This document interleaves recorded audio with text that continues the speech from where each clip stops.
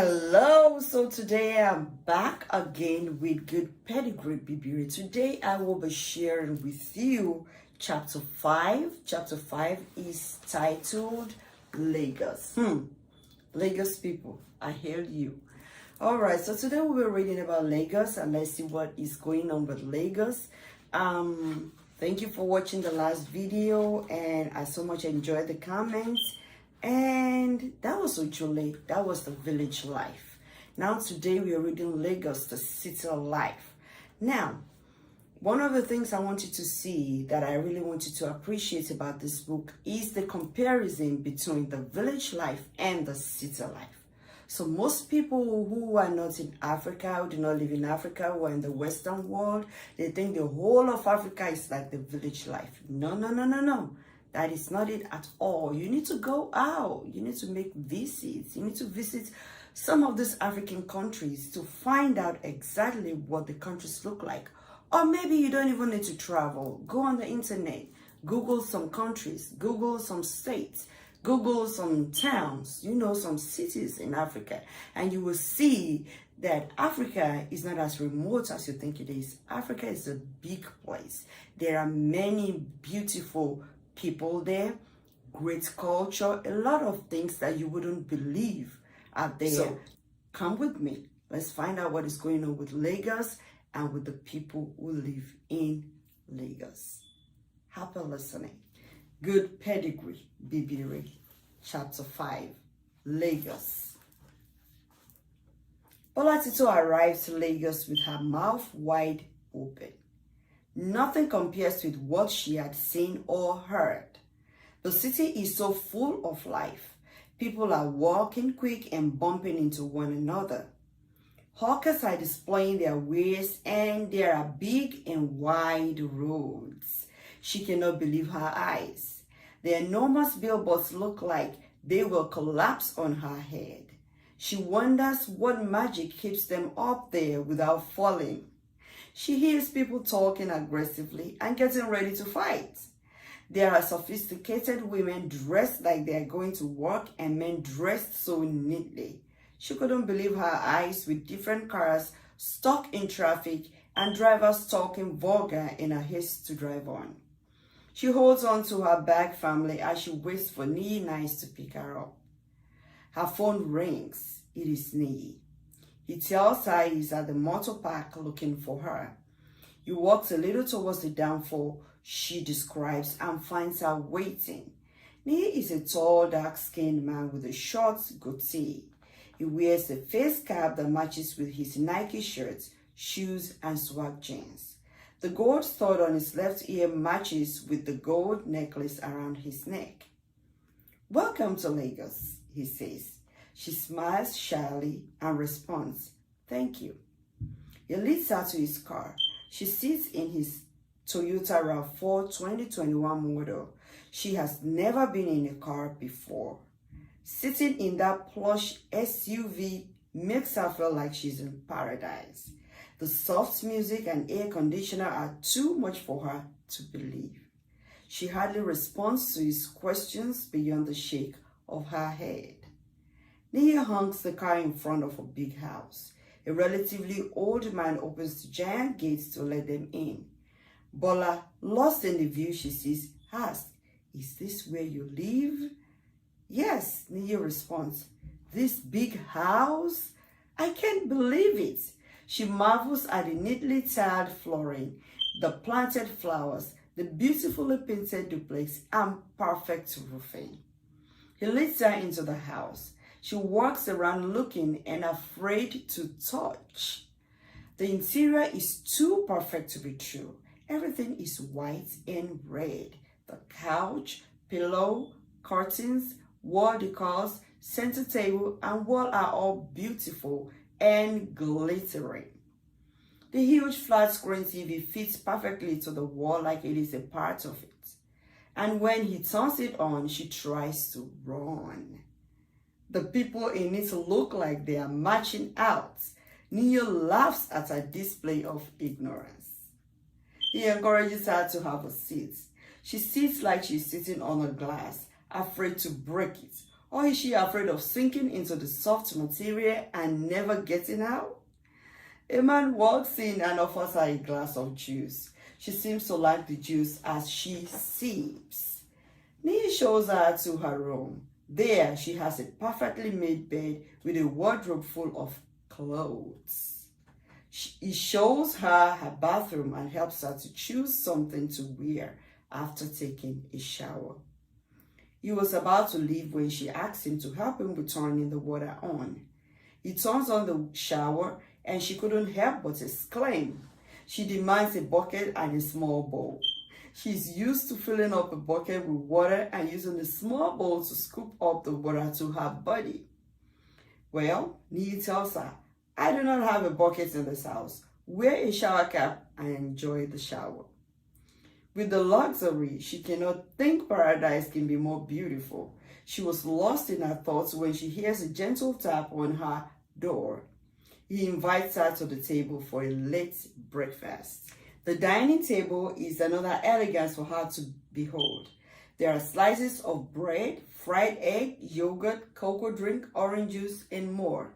She looks at the time. It is 10:30 a.m. She should call someone in the village.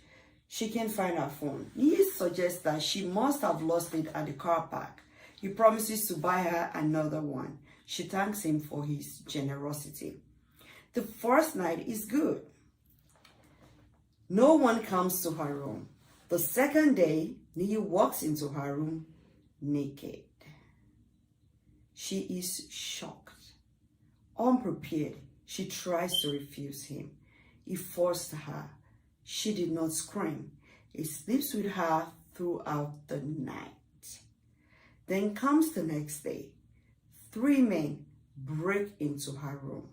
She tries to run, but runs into their arms. They take their turn. She cries, but no one comes to her rescue.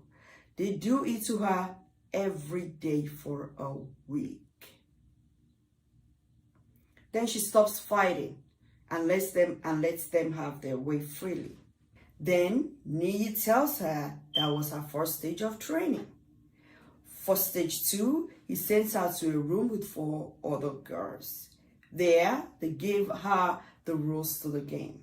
Bola is a prostitute, and she will never see her people again. She can never go out without company. She only goes out with escorts to clients' homes. Or better still, she won't go out.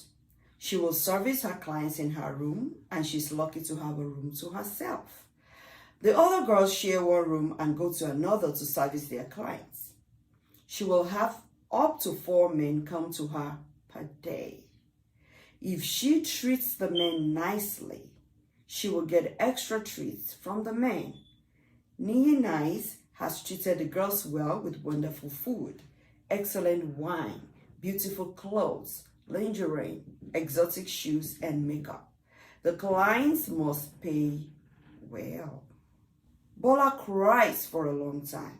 She regrets her action but doesn't have a way to retrace her steps. She cries until the girl sends her back to her room. That was her only free day. Before she woke up the next morning, there was a knock on her door. One of the other girls gets her ready for her new client, dressed perfectly for the occasion and coached on what to say and not say. She sets out for her new life. She was told to be careful because of hidden cameras. 𝐤𝐸 had girls for trying to escape. Her first day goes fast with 3 clients. One of them is so generous. He tips her and warns her not to let her boss know about it. She thanks him and keeps the money in one of her jean pockets. That night, she cried so much her eyes hurt. She thought about the conversation she had with 𝐸𝐸, about how she had advised her to heed the warnings of her parents. She even asked her to delete 𝐤𝐸's contacts. If she had known, she would have listened. She thinks of the grief she must have caused her parents and keeps mumbling, "I'm sorry," into her pillow. She knows she is a slave. 𝐤𝐸 gets paid and she gets nothing but food and clothes and never gets her freedom. No phone call to anyone. She walked into a lion's den with her eyes wide open. To be at 𝐥𝐤𝐤 with her local friends is so much better than what she's facing now. She has all the fancy clothes she has always wanted, the hair, makeup, and nutritious food, but no freedom. Bola keeps to herself for weeks until she realizes she has to be friendly with the other girls to maintain her sanity. She goes to her room for the first time willingly and tries to enjoy their chit-chat, listening to stories about their clients and how well they are enjoying their life didn't sit well with her. She finds out they have movie and party days on Sundays if they have done really well with their clients. Sometimes the party goes on all night. That night, Bola dreamt about 𝐸𝐤, her parents, and the village. She saw 𝐸𝐤 telling her not to forget home. Her parents needed her. She wakes up sweating and breaks down crying. She can't go back to sleep. What will she do to get out of this bondage? She looks around her room to see the camera the girls talked about. She didn't see any. The living room, that is probably where the camera is. She fears walking in there for fear of being seen on the camera. Well, she can pretend to want to watch TV. She walks out of her room into the living room where men are drinking and watching porn. She turns back before anyone notices her. Her body is shaking vigorously. She remembers the night they forced her to watch with them. They made her watch and they did inexplicable things to her body afterwards. She thought of committing suicide. What will she do? Why will she do it? Hang herself on the fan? Cut herself with a knife? She doesn't have access to the kitchen. She was told that one girl stabbed herself in the kitchen. 𝐸𝐤 called the other girls to watch him finish the job for her. That was a warning for them. He told them if they wish to be gone, he was ready to send them to the world of the unknown himself. That was the end of cooking for the girls. He hired a male cook. They always lock the kitchen door. She tries to hang herself. What if she doesn't succeed? What if 𝐸𝐤 comes in to find her half gone? Then he will end her life in a gruesome way? That will not be good. Doing that shouldn't be the solution. She can plan an escape. What about during the drive to her client's place? She now has two regular ones. They both like her, and she overheard one chief saying he would pay more if they allow her to be his regular anytime he needed a girl. She wished she had some magical powers to make them all go to sleep so she could run away. Usually, two men accompany the ladies to their clients. Although Bola does not know Lagos, she's getting to know the routes they go when they leave her den, as she usually refers to it. Always, they have to pass through an untarred road that starts from the gate leading to another sub-road. If they make a turn to the left, there are story buildings with 6, 10, 12 apartments in that order. There were also 2 sheds, one with a lady displaying fruits for sale and another displaying bread for sale. She sees different sizes of bread. Sometimes she wonders if she can get free from her captives. She might have to get a job to start her life with. Going back to the village is not her desire. How will she face her people? What will she say happened to her? How can she live with it if she tells her story? Will she be able to tell? But how will she start a new life in a city she does not know? If they make a turn to the right, there are more sellers, another bread seller and a soft drink seller. She sees dozens of crates of soft drinks and big coolers of drinks. Then a store with all kinds of items displayed for sale, and then a church by His Grace Ministries written boldly on the church building. She notices the church more on their service days and sees people trooping in on Tuesdays and Thursday evenings. She also got to see them on a Sunday morning when they were taking her back from a client she had spent the weekend with. Either right or left, both roads lead to a major road full of traffic. There are usually too many people for her to count. She likens Lagos people to water, uncountable, incomparable to 𝐥𝐤𝐤𝐞. She detests the life she lives. Having to serve different men every day is not what she bargained for. The other girls had told her she stands a chance of getting killed if she attempts to escape. She is restless, most especially after the dream that she saw 𝐜𝐤𝐤 calling her to come back home. What will she do? She usually locks the car doors. There's usually a man driving and another sitting beside her in the back seat. The man literally walks into each client's house and leaves only after the door is closed behind her. Usually, such houses have enormous gates and gatesmen. There is no possibility of escape, and this saddens her. She knows what time to leave, and as she leaves, she meets her escort outside the door, waiting for her. They leave her no breathing space, but she concludes to run. She will do it on a church day. She earnestly prays for a chance as soon as she walks on a plan. What could she do? What if she pretends she needs to buy something from the side of the road? She knew that wouldn't work. She also thought about opening the door and screaming. That will not work either. Yes, what if she pretends to vomit right when she gets to the church? That should work. She becomes cheerful and mixes freely with the other girls. She chats and makes friends with the men. They seem to like her friendly behavior as opposed to her usual melancholy and haughty look and behavior. But to her surprise, they leave her behind on the next day. She gets ready to go out but is told to stay behind.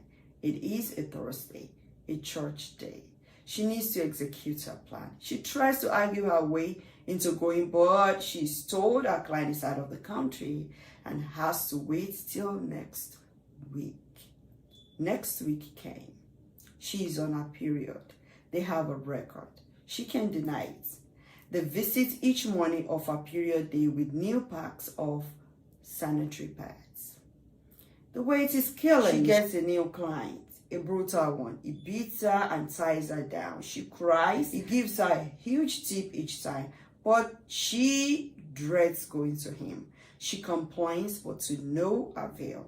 They say he is a well-paying client and she has to endure. She does not reveal to them as he tips her. She hides the money from them. Then she gets sick. She has to stop working for 2 weeks. At the end of the second week, they were ready for her to work. Her client was back and was asking for her. He wants to see her at all costs. He wants her for the weekend. She leaves Friday evening and comes back Sunday morning. She has a plan. Her moves to either escape on the way there when the worshippers are going in for a night vigil or on Sunday morning when they are trooping in for Sunday service. Bola takes the time to get dressed as she plans her moves. She has not been eating well for the past few weeks and she feels very light. Running might be a challenge. She makes an excuse about her health, but the boys assured her he requested for her. Bola dressed up and walks to the living room. She feels dizzy, but wouldn't let them know. She walks outside and she seems to perceive something and she feels like throwing up. Bola sleeps and blanks out. She walks up on her bed with a pang of headache. She tries to move her hand, but she feels a stiffness and a gentle pain. As she gradually opens her eyes, she views the length of the drips attached to her hand. She is at a loss of what happened or is happening. A nurse walks in. "Finally, you are awake," she says. "Don't you worry, you will be fine." She answers Bola's questioning look with, "You passed out and hit your head. You need a lot of rest." And at night when she was asleep, they took her to a hospital. When she woke up, she's in the theater clothes. A nurse comes in to give her clothes to change with and some instructions on how to care for herself. The nurse also hands her some pills. Nia walks in before she can ask any more questions. She feels like screaming, but has no energy to scream. The nurse leaves. Nia orders her to change her clothes so they can go home. As she changes her clothes, she cries softly. Then she asks him, "What happened to me? Why am I here?" "You just had a D&C, he answers. "What does that mean?" "An abortion." "What?" she exclaimed. "I told you to tell the men to always use protection. When will you be professional? You've been doing this long enough to know the rule of the game. When he ties me up and beats me with his belt, I will look him in the face and tell him to use protection, right? You told me he is a paying client. I should comply with whatever he wants. That I did.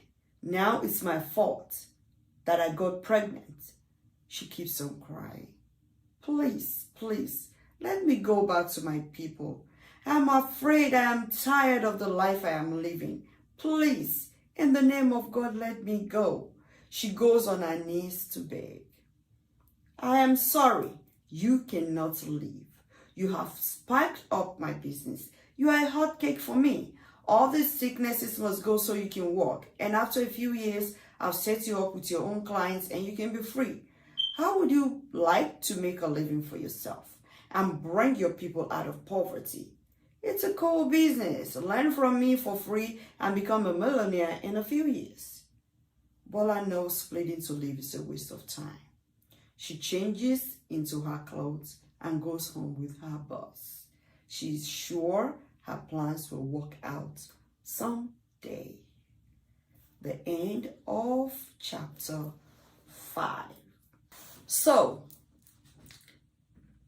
we found out where Bola Tito is. Bola ran from the village and he ran following the lead of Nia Nice. She didn't tell anybody where she was going. Nobody knew her whereabouts. She left. I want to talk about the use of the cell phone before I talk about Lagos in itself. See, when we allow our children to have cell phones, to have iPads, to have free access to the internet, we have to have a way that we check up on them, especially if the children are underage.